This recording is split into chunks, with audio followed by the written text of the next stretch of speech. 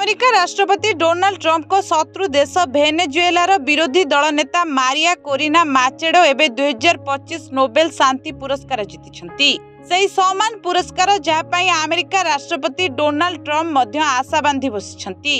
तथापि एथर Nobel committee तांकु नुहे बरं गणतंत्र एवं मानवाधिकार पाई निरंतर लड़ितिबा एई युव नेतांकु बाछिछि।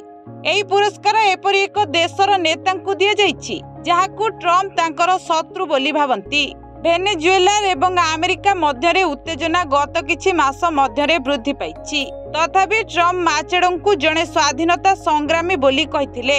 माचेडोंकु भेनेजुएलार आयरन महिला भाबरे मध्य जणा जाय, जहांकु नेई एबे रागरे नियाबाण होई पारंती ट्रंप, कारण पूर्वरु तांकर किछि शत्रु नोबेल पुरस्कार पाइथिबा बेले एहाकु नेई कटाक्ष करिसंती ट्रंप। जदि से माने पाइछंती तेबे ट्रंप काहेकि नुहे बोली से प्रश्न उठाइछंती।